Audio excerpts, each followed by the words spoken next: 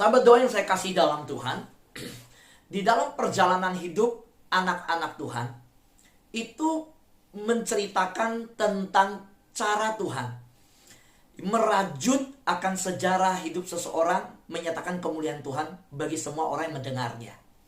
Jadi, ketika kita melihat sejarah hidup seseorang, di situ sebenarnya kita sedang melihat sejarahnya Tuhan yang sedang dibuat di dunia ini. Setiap kali kita melihat kehidupan anak Tuhan, sebenarnya kita sedang melihat tangan Tuhan di balik itu semua. Hidup kita bercerita tentang Tuhan, bukan bercerita tentang kita. Sebenarnya hidup kita adalah kisah tentang Tuhan, bukan kisah tentang kita. Bagaimana hidup kita? Bagaimana dengan saat ini kita? Nah, kalau kita melihat kehidupan Henokh di dalam Alkitab, Henokh kisah hidupnya bercerita tentang siapa Tuhan yang dia percaya. Mari kita lihat bersama-sama bagaimana kehidupan Henokh. Saya ingin terus mengajak saudara melihat akan ketajaman visi yang Tuhan telah berikan kepada kita di bulan September ini, ya. Kita lihat bersama-sama hidup menyukakan hati Tuhan. Boleh kita perkatakan bersama-sama sekarang di rumah masing-masing. 1, 2, 3. Hidup menyukakan hati Tuhan. Nah, saudara yang saya kasih dalam Tuhan, di dalam Kejadian pasal 5 ayat 21 sampai dengan 24 terjadi pengulangan 2 kali, yang di situ dinyatakan bahwa Henokh hidup bergaul dengan Allah. Di ayat 21 dan ayat 24, Henokh hidup bergaul dengan Allah. Di dalam penulisan Alkitab, ketika sesuatu diulang, itu berbicara kepentingan hal tersebut. Itu menyatakan bahwa kita perlu sungguh-sungguh berikan perhatian. Dan pengulangan itu sebenarnya adalah penekanan. Jadi, ketika di dalam Kejadian pasal 5, satu pribadi sampai diperkatakan 2 kali dengan kalimat yang sama. Henokh hidup bergaul dengan Allah. Henokh hidup bergaul dengan Allah. Ada sesuatu yang perlu kita pelajari, bicara sesuatu kebenaran yang sangat penting untuk kita. Apa itu arti hidup bergaul dengan Allah? Yaitu hidup berjalan dengan Allah.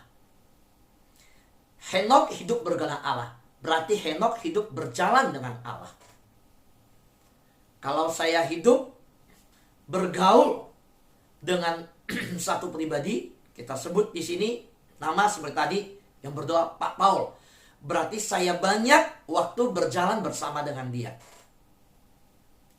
Kalau dikatakan di sini Henokh bergaul dengan Allah, hidup bergaul dengan Allah, artinya apa? Berarti dikatakan di situ Henokh menuruti Allah. Ada penyesuaian diri terhadap kehendak Tuhan. Henokh hidup bergaul dengan Allah, artinya Henokh tetap dalam persekutuan dengan Allah. Nah, kita tahu bahwa Abraham adalah pribadi yang juga hidup bersama-sama dengan Allah di dalam rencana Allah. Setiap tokoh Alkitab, baik Daniel, baik Yusuf, di dalam catatan-catatan Alkitab kita melihat mereka pribadi-pribadi yang rela mempersembahkan anaknya, seperti Abraham yang menuruti Allah. Daniel rela mengorbankan nyawanya walaupun masuk ke gua singa. Kita melihat bagaimana kehidupan daripada Gideon yang berani melawan pasukan yang begitu besar dengan 300 tentara karena menuruti Allah. Tuhan bilang, pisahkan pasukanmu. Ada yang tidak layak, cari yang hanya layak dan maju siap berperang. Nah, itu hidup menuruti Allah. Nah, demikian juga Henokh hidup bergaul dengan Allah. Itu artinya Henokh tetap dalam persekutuan dengan Allah. Apa itu persekutuan dengan Allah? Kita tahu bahwa Lot memisahkan diri dengan Abraham. Padahal dia keluar karena visi yang dari Abraham terima dari Tuhan. Dia adalah keponakan, Abraham adalah paman, dan dia pergi karena panggilan Abraham. Karena dia bukan punya panggilan sendiri. Maka dia harusnya melihat tiang awan, tiang api dalam kehidupan Abraham. Bagaimana Abraham tetap bersekutu menyembah Allah, membangun mezbah. Setiap dalam pertemuan, ketika di Betel, dia membangun mezbah, menyembah Allah. Itulah panggilan Lot, bagaimana dia hati-hati dia lihat pamannya Abraham. Karena dia diberkati karena Abraham. Saudara, siapakah yang paling pertama diberkati? Ketika firman Tuhan berkata, barang siapa memberkati, Abraham diberkati. Barang siapa mengutuk, dia akan dikutuk. Dari Abrahamlah mengalir berkat. Dari Abrahamlah berkat bagi bangsa-bangsa. Dan Abraham akan menerima berkat dan jadi berkat. Siapakah yang paling pertama mengalami perkataan ini? Setelah Abraham mengalami perkataan Tuhan jadi berkat, orang yang di luar Abraham mengalami adalah Lot. Lot kaya raya. Lot penuh kelimpahan. Saya tahu apa yang terjadi dengan Lot. Ketika Lot kaya, punya segala kelimpahan, di mana pegawainya dan pegawai Abraham ribut berantem. Lalu Abraham yang inisiatif, seorang aman yang lebih senior, justru yang bicara dengan rendah hati. Lot, tidak baik pegawai kita berantem. Udah, coba, negeri ini kan terbuka luas. Kamu lihat mana yang kamu mau pilih. Kamu ke kanan, saya ke kiri. Kamu ke kiri, saya ke kanan. Kamu depan, kalau pilih depan, saya ke belakang. Saudara, maaf kata, kalau saya jadi Lot, saya melihat jawaban Lot itu jawaban nggak tahu diri.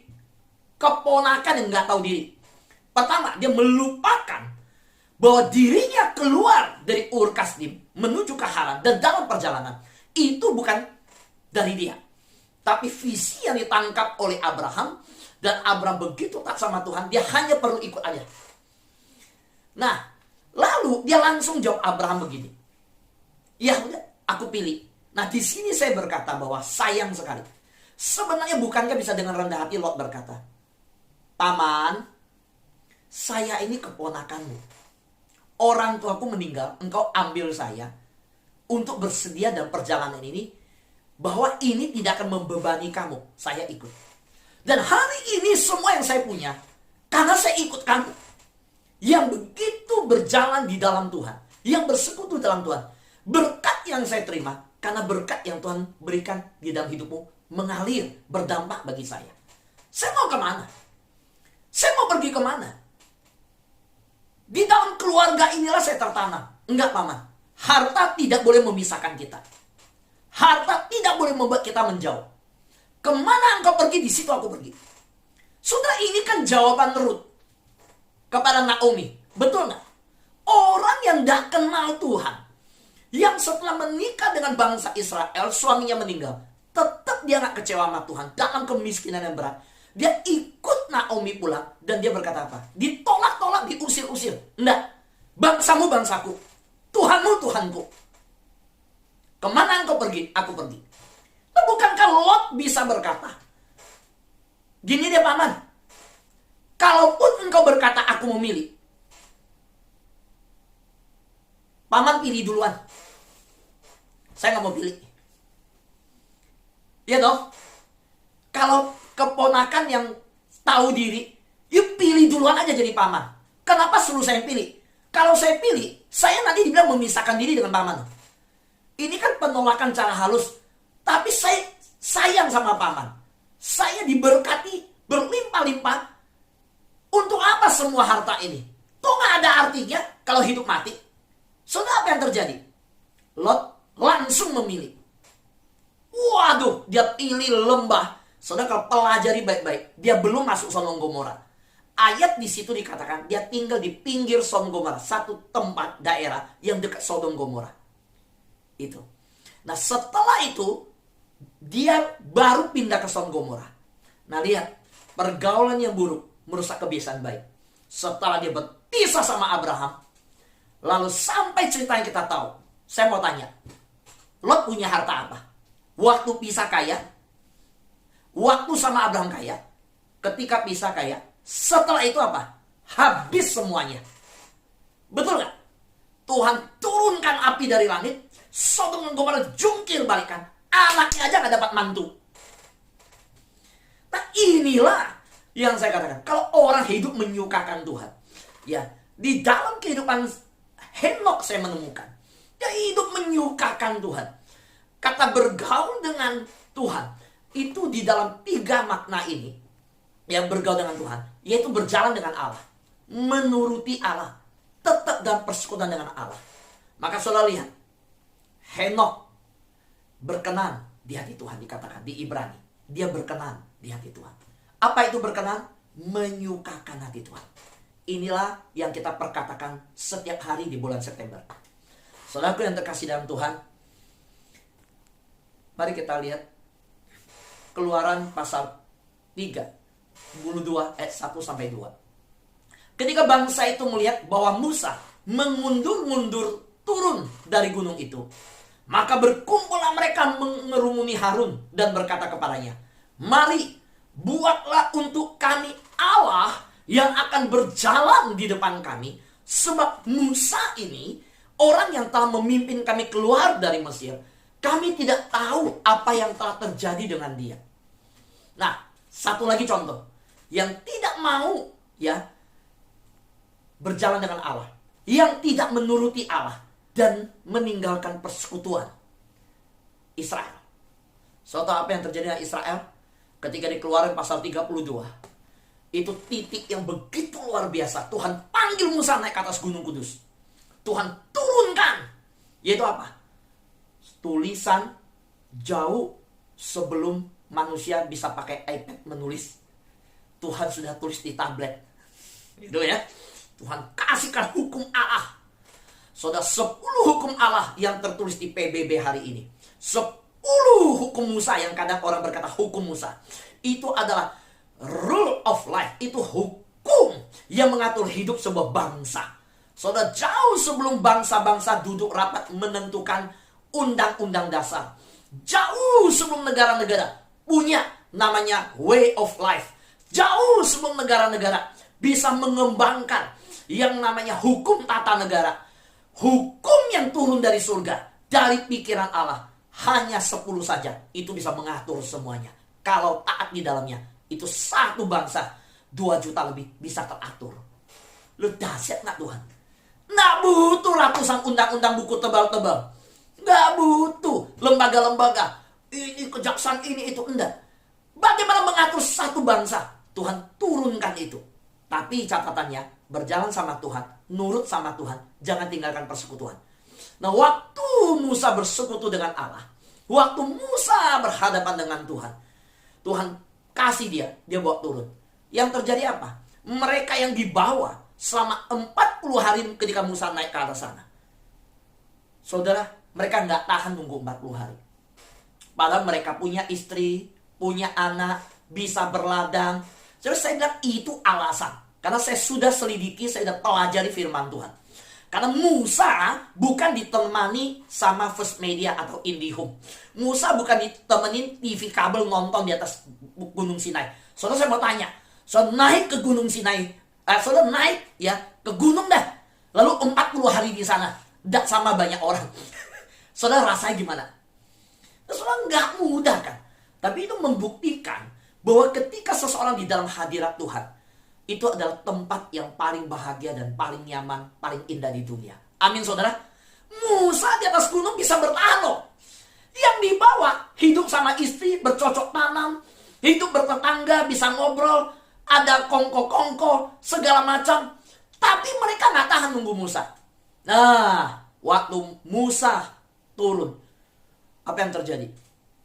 Mereka sudah membuat lembu, anak lembu sapi emas, dari anting-anting dari emas yang mereka dapat dari Mesir, yang Tuhan perlengkapi mereka supaya dengan itu mereka melihat bagaimana harta dari orang fasik dikirim oleh Tuhan, dipindahkan oleh Tuhan, dan Tuhan perlengkapi mereka dalam perjalanan.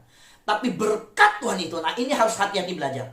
Berkat Tuhan, kalau tidak hati-hati menghidupinya, itu bisa balik menjadi batu sandungan.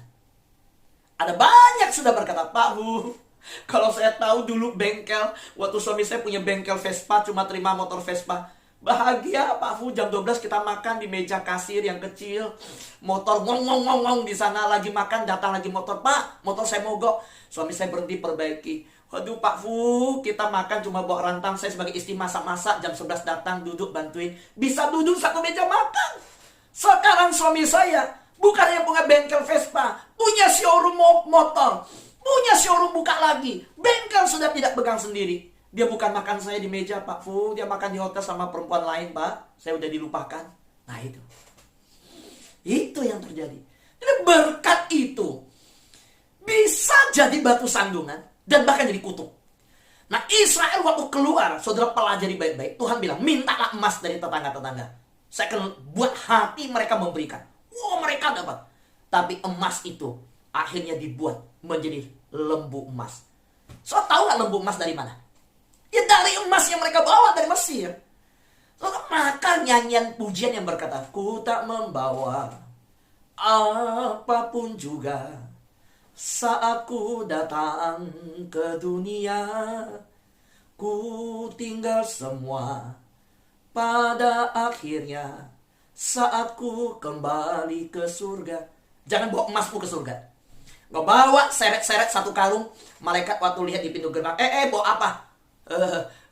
Ini emas, emas antam, merek antam, murni Pak Malaikat, murni. Terus malaikat bilang, oke, kamu boleh masuk, tapi tinggalkan itu. Waduh, ini emas kok tinggal. Lalu malaikat bilang, jangan jangan bawa masuk, nggak boleh. Terus kita taruh, lalu kita masuk. Malaikat bilang, balik, ambil. Kenapa? Buang ke tempatnya. Malaikat bilang apa? Jangan bikin sampah di surga. Jangan bikin sampah. Saudara, emas kita masuk surga itu. Ya, saya ingat cerita ini. Bagi malaikat mas sampah. Jalan dari emas kok, surga kok. Dinding dari emas, semua emas. Nah, saudara Israel, saudara, mereka meninggalkan persekutuan dengan Tuhan. Mereka tidak berjalan dengan Tuhan. Saudara, apa yang terjadi? Mereka justru menyembah apa yang mereka buat sendiri. Di Kisah Rasul pasal 7, 39-40 berkata, diulangi lagi di perjanjian baru. Bagaimana kepada Harun mereka berkata, buatlah untuk kami beberapa Allah yang akan berjalan di depan kami. Maka saudara bandingkan dengan kehidupan Henok. Henok hidup berjalan dengan Allah, nurut Allah, bersekutu dengan Allah. Saudara, umat Israel tidak berjalan dengan Allah. Dan Tuhan menjanjikan kepada Israel sebenarnya bahwa kalau mereka berjalan dengan Allah, maka Tuhan Allah, dialah yang akan berjalan di depanmu, laksana api yang menghanguskan. Ketahuilah bahwa dia akan memusnahkan musuh-musuhmu, dia akan menundukkan musuh-musuhmu di depanmu. Demikian engkau, hai Israel, akan menghalau dan membinasakan segala musuhmu dengan segera, seperti yang dijanjikan kepadamu oleh Tuhan Allahmu. Dengan catatan, ketika kita berjalan dengan Allah, menuruti Allah, dan bersekutu dengan Allah, itulah arti bergaul dengan Allah. Dan saudara tahu hasil dari orang yang bergaul dengan Allah? Saudara, ketika kita melihat bagaimana penyertaan Tuhan kepada orang Israel, yang diulangi di Ulangan pasal 20 ayat 4. Sebab Tuhan Allahmu, dialah yang akan berjalan menyertai kamu untuk berperang bagimu, melawan musuhmu, dengan maksud memberikan kemenangan kepadamu. Jadi hati Tuhan, motivasi Tuhan apa? Memberikan masa depan penuh harapan. Motivasi Tuhan apa? Menjadikan kita lebih dari pemenang, termasuk bangsa Israel. Tapi Tuhan berkata, ingat, aku berjalan di depanmu, engkau berjalan, ngikutin aja. Taat. Nah Israel nggak taat. Israel tidak ikut. Padahal kalau lihat sejarahnya, jauh di atasnya, Henok itu udah memberikan teladan hidup bergaul dengan Allah. Pak, sekitar kami susah, banyak tantangan, banyak pergumulan, banyak cobaan. Apakah Henok ada cobaan? Soalnya kalau pelajari kehidupan di masa Henok, itu semua orang berdosa. Jauh sebelum generasi Nuh. Nuh itu adalah keturunan Henok. Dan di zaman Henok, udah rusak semua. Tapi Henok bisa tetap hidup bergaul dengan Allah. Jadi tidak ada alasan berkata, sekitarku rusak, sekitarku susah. Bagaimana aku bisa hidup bergaul dengan Allah? Bisa. Dan Ibrani memberi pengakuan, orang hidup bergaul dengan Allah adalah orang yang berkenan kepada Allah. Karena iman, Henok terangkat supaya Henok tidak mengalami kematian. Dan Henok tidak ditemukan karena Allah telah mengangkatnya. Sebab sebelum ia terangkat, ia memperoleh kesaksian bahwa ia berkenan kepada Allah. Apa arti berkenan kepada Allah? Saudara, ketika saya lihat berkenan kepada Allah, artinya di situ menyenangkan Allah, yaitu menyukakan hati Allah. Nah inilah yang kita mau minta sama Tuhan? Hidup yang berkenan kepada Allah. Apa arti berkenan? Yaitu menyenangkan Allah, menyukakan hati Allah. Siapa di antara kita yang rindu hidup menyukakan hati Allah? Lambaikan tangan. Puji Tuhan. Mari kita hidup menyukakan hati Tuhan. Kita hidup benar-benar menyenangkan hati Tuhan. Dan kita boleh mendapat kalimat dari Tuhan. Ini hambaku yang kukasihi. Kepadanya lah aku berkenan. Sukakanlah hati Tuhan. Sukakan hati Tuhan. Amin. Tuhan berkati kita semua.